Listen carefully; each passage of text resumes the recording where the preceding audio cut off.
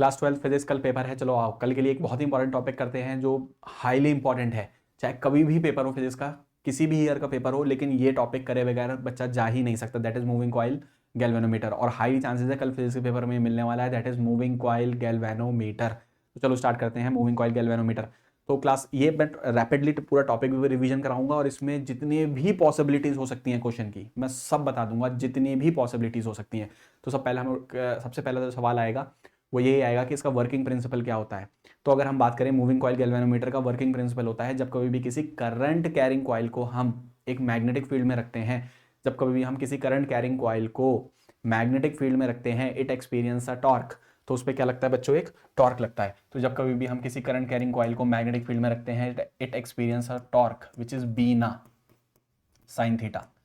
किसके बराबर होता है, बीना साइन थीटा। और यहाँ पे जो टॉर्क होता है बच्चों वो डायरेक्टली प्रोपोर्शनल होता है करंट के। यहाँ पे साफ साफ दिख रहा है, जो इस पे टॉर्क लगता है वो डायरेक्टली प्रोपोर्शनल होता है करंट के। तो वर्किंग प्रिंसिपल में हमें यही लिख कर आना है, जब कभी भी किसी करंट कैरिंग कॉइल को मैग्नेटिक फील्ड में रखा जाता है, it experience a torque and that torque is directly proportional to the current. ठीक है सर, तो बीना साइन थीटा समझ में आ गया, इक्वेशन नंबर 1। उसके बाद इसका डायग्राम को एक्सप्लेन करना है, कंस्ट्रक्शन होगा। जब पूरा आर्टिकल आएगा 5 नंबर में तो पहले तो वर्किंग प्रिंसिपल लिखोगे, वर्किंग प्रिंसिपल के बाद कंस्ट्रक्शन। वो जब कंस्ट्रक्शन के बारे में पूछेगा तो यहाँ पे समझो, यहाँ पर हमारे पास दो मैग्नेटिक पोल्स हैं, एक नॉर्थ पोल है और एक साउथ पोल है। और नॉर्थ पोल और south pole, magnetic field lines north से स्टार्ट होगी, साउथ पर खत्म होगी। लेकिन अगर तुम बहुत इंपॉर्टेंट बात है यहाँ पर अगर नोट करो, वो ये कि यहाँ पर जो हमारे पास मैग्नेटिक पोल्स हैं उनका ये शेप कैसा है, कॉनकेव। और यहाँ पर भी हमारे पास शेप कैसा है, कॉनकेव। तो ये भी एक कॉनकेव शेप है, ये भी एक कॉनकेव शेप है। ठीक है, तो ये कॉनकेव शेप क्यों बनाया गया है, तो पहला सवाल यही पूछ सकता है, एक और अलग से एड ऑन कर सकता है कि ये जो शेप होता है जो मैग्नेटिक पोल्स का, वो कॉनकेव क्यों रखा जाता है। तो बच्चों कॉनकेव शेप इसलिए रखा जाता है कि मैग्नेटिक फील्ड जो प्रोड्यूस हो, बहुत ही काम की बात है, ध्यान से सुनना, मैग्नेटिक फील्ड जो प्रोड्यूस हो वो रेडियल हो।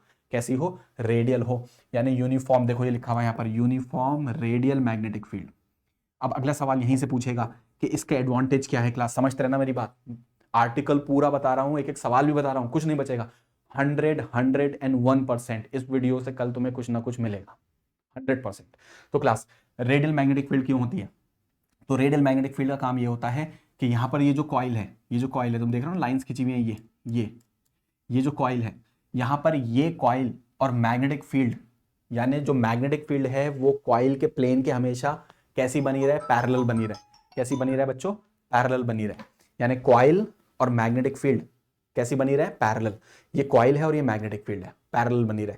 तो उससे क्या एडवांटेज होगा, तो देखो ये जो प्लेन है, कॉइल का प्लेन और ये मैग्नेटिक फील्ड अगर पैरेलल होंगे तो इस पर अगर मैं नॉर्मल वेक्टर, एरिया वेक्टर खींचूंगा तो उनके बीच में एंगल कितना आएगा, ये एरिया वेक्टर है, ये मैग्नेटिक फील्ड है, एरिया वेक्टर मैग्नेटिक फील्ड, यानी 90 डिग्री आएगा। तो यहां पर ये एंगल हमेशा कितना बना रहे, 90 डिग्री बना रहे। तो उससे टॉर्क मैक्सिमम बना रहेगा, विच इज बी ना, कितना, बी ना। तो इसको बोल देते हैं हम अपनी नेक्स्ट इक्वेशन। ठीक है, तो क्लास यहाँ पे पहला सवाल यही बनेगा कि इनका शेप कॉनकेव क्यों होता है। कॉनकेव इसलिए होता है ताकि रेडियल मैग्नेटिक फील्ड बने, एमसीक्यू में मिल सकता है। रेडियल मैग्नेटिक फील्ड की एडवांटेज क्या है कि जो कॉइल का प्लेन है और जो मैग्नेटिक फील्ड है वो हमेशा पैरेलल रहेंगे, यानी magnetic field will be in the plane of coil, magnetic field will be in the plane of coil. उससे एडवांटेज ये होगा थीटा 90 हो जाएगा, टॉर्क मैक्सिमम हो जाएगा। सर बहुत बढ़िया, अगला बताओ।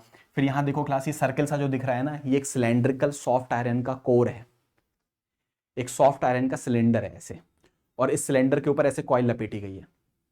ठीक, इस तरह से कॉइल को लपेट दिया। जब इस तरह से कॉइल को लपेटोगे और ऊपर से देखोगे तो तुम्हें लाइनें दिखेंगी कॉइल की। तो देखो ऊपर से देखने पर वो लाइनें दिख रही हैं ये। ठीक है सर, समझ में आ गया कि यहाँ पर ये जो लाइनें बनी हुई हैं ये बेसिकली कॉइल है, हम उसको ऊपर से देख रहे हैं। ठीक है, उसके बाद सर ये गोल से स्प्रिंग सा क्या बना हुआ है, तो ये जो सॉफ्ट सिलेंड्रिकल कोर है ना, ये सॉफ्ट आयरन का कोर सिलेंडर जो है, इसको हवा में झुला रखा है, हवा में सस्पेंड कर रखा है। कैसे, यहाँ ऊपर भी एक स्प्रिंग लगा हुआ है और एक नीचे भी स्प्रिंग लगा हुआ है।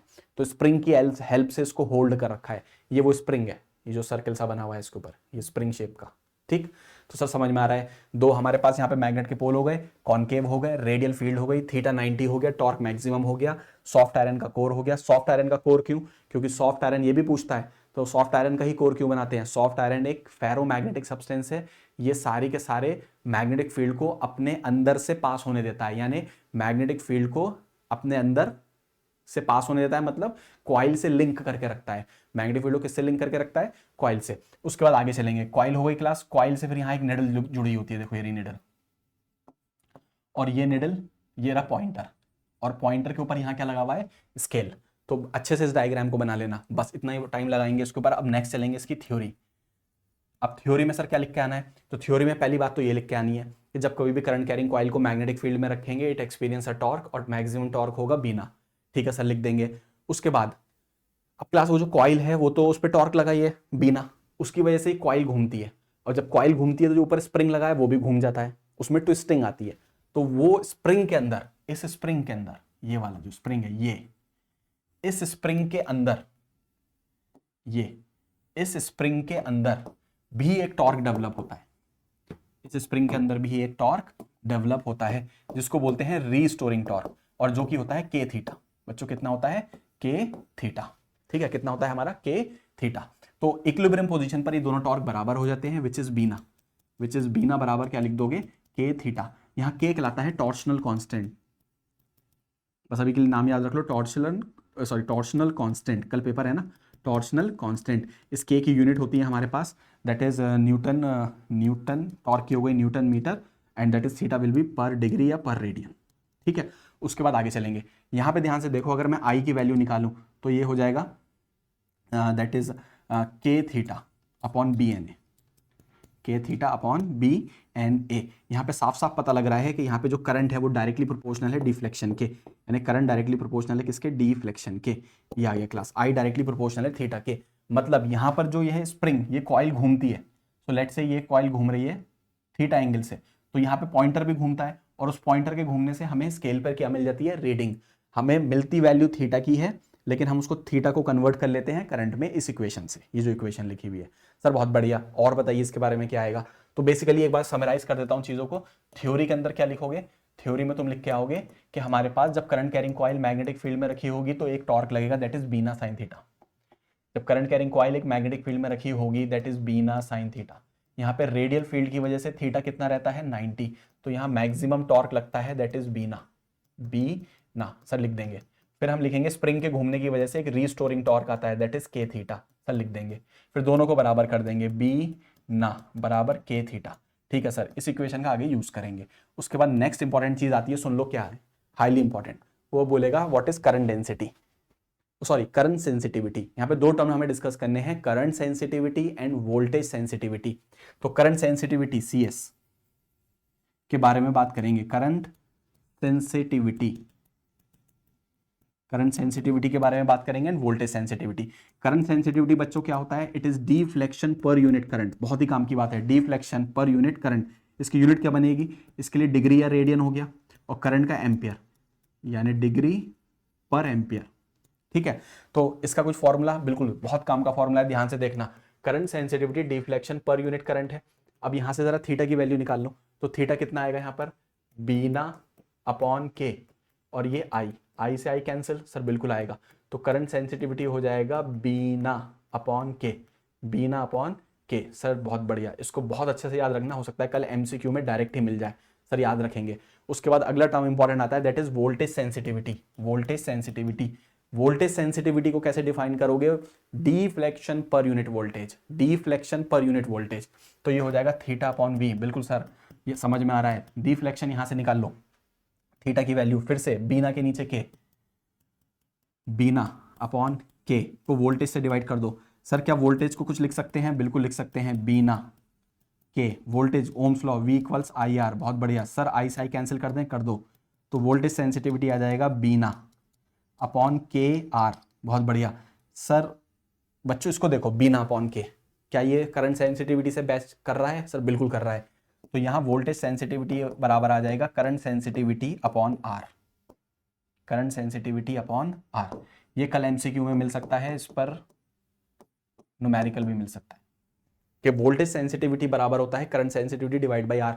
मैं फिर बोल रहा हूं, इस वीडियो से 100% मिलेगा कल, मैक्सिमम 5 नंबर, 100% कुछ ना कुछ मिलेगा, मिनिमम 1 नंबर हो, मैक्सिमम 5 नंबर, मिलना ही मिलना है। तो क्लास हम लोगों ने फटाफट एक बार क्विक रिवीजन और देख लो, इसलिए मैं बोल रहा हूँ बहुत इंपॉर्टेंट वीडियो है, बहुत इंपॉर्टेंट। दैट इज, सबसे पहले हम आते हैं किधर क्लास, मूविंग कॉइल गैल्वेनोमीटर। इसका वर्किंग प्रिंसिपल क्या होता है? इट वर्क्स ऑन के जब कभी भी करंट कैरिंग कॉइल को मैग्नेटिक फील्ड में रखोगे इट एक्सपीरियंस अ टॉर्क, ठीक है, ये इतना लिख के आ जाना। उसके बाद इसका ये डायग्राम बना देना, सारे पार्ट्स को याद रखना। पहला सवाल यहाँ पर ये था इनका शेप कॉनकेव क्यों, radial magnetic field, radial magnetic field की वजह से थीटा 90 टॉर्क मैक्सिमम बीना, ठीक है, थ्योरी में ये हमने अच्छे से लिख दिया दोनों इक्वेशंस। उसके बाद आता है हमारे पास next current sensitivity, current sensitivity होता है डिफ्लेक्शन पर यूनिट करंट। उसके बाद आता है voltage sensitivity, deflection per unit voltage, ठीक है, उन दोनों के बीच में आ गया रिलेशन। सर और कुछ भी आ सकता है क्या इसमें, बिल्कुल, सुनो सर ये तो हो गया। उसके बाद यहाँ पर ये चीज़ आ सकती है हमारे पास कि हम एक गैल्वेनोमीटर को एमीटर में कैसे कन्वर्ट करेंगे और एक गैल्वेनोमीटर को हम वोल्ट मीटर में कैसे कन्वर्ट करेंगे। बहुत इंपॉर्टेंट टॉपिक है, यहाँ से ये डायरेक्ट सवाल भी आ सकता है और न्यूमेरिकल भी, तो समझ लेते हैं आओ बच्चों।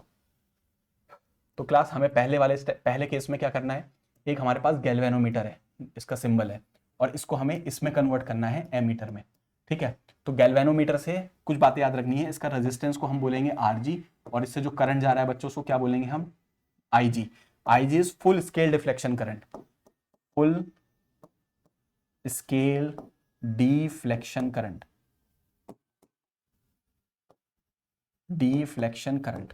सर ये deflection current, full scale deflection current क्या है, ये वो करंट है जब गैल्वेनोमीटर से फ्लो करेगा तो इसका पॉइंटर यहां पहुंच जाएगा, मतलब मैक्सिमम रीडिंग देगा, ठीक है सर, याद रखेंगे। तो ये हो गया फुल स्केल डिफ्लेक्शन करंट, ये याद रखना है। अब जब कभी भी गैल्वेनोमीटर को एमीटर में कन्वर्ट करना है तो तुम्हें इस गैल्वेनोमीटर से जोड़ देना है एक लो रेजिस्टेंस वायर को पैरेलल में, and that low resistance wire is called shunt resistance, shunt resistance, that called shunt resistance, ठीक है।